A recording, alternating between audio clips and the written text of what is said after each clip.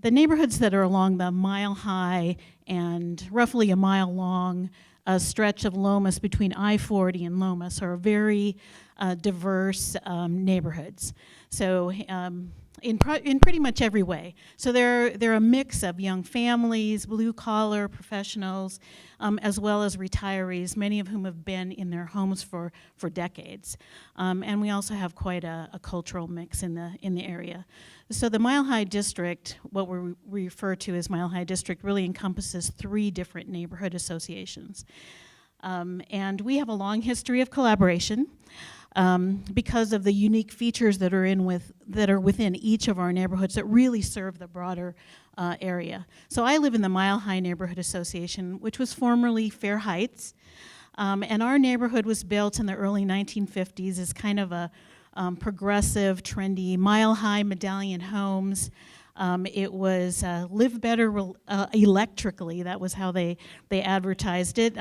It was a first for Albuquerque, and it was marketed to young families. So along with that development along San Pedro Drive, there were a number of strip malls that cropped up, and most of those were local businesses. Many of them were started by people who moved into the neighborhood.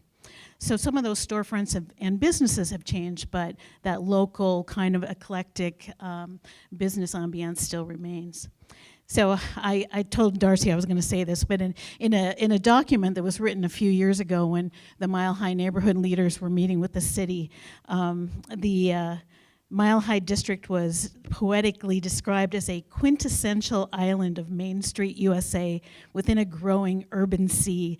And I thought, how could you not love living in a place like that? So anyway, so there's a few points that I want to make. So it's really important to understand your history, the history of your neighborhood, whether it be long or short. Understand that original vision that the developers had, and go from there in terms of looking at the evolution of your neighborhood, because that will help you to understand how the character of your neighborhood evolved. And never assume that you know everything about your neighborhood. We just learned a couple weeks ago that there's a Gene Autry Plaza along San Pedro that actually houses Gene Autry's saddle and his hat that are next to this life-size cardboard cutout of the man himself. So who knew? You know, we never knew that. So another point, it's also really critical to take the time to assess who you are now.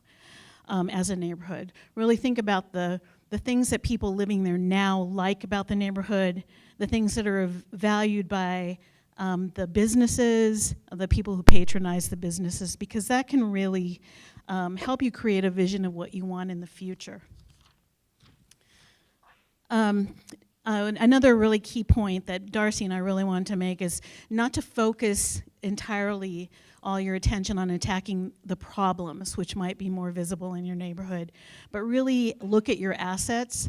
That's part of that process of assessment, and enhance them. So that's something that we're beginning to learn in the Mile High District, can also help you address some of those problems and challenges, issues of concern.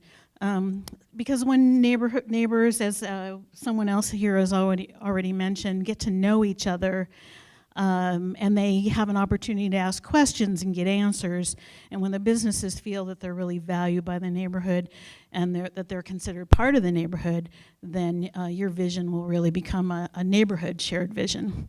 So a little bit about Mile High District history. About 5 years ago, I brought Vanna with me. The neighborhood leaders from Fair Heights, Alvarado Park, and Mark Twain first came together to collaborate and partner with some key offices in the city and do that kind of assessment. So the first thing was that we needed a name around which we could really build our shared vision and kind of our brand, and so what could be more appropriate than to go back to our roots. And so we are the Mile High District. And then last October, Fair Heights members voted to change our neighborhood association name also to Mile High Neighborhood Association. So when we first coalesced around that idea of a mile-high district, we identified some priorities. Some of them were around traffic and safety along San Pedro, so out of that effort came restriping of San Pedro to address some of the safety and traffic issues. We worked with Councilor Gibson's office because we realized that we needed to enhance safety and some of the businesses along that stretch with some additional lighting.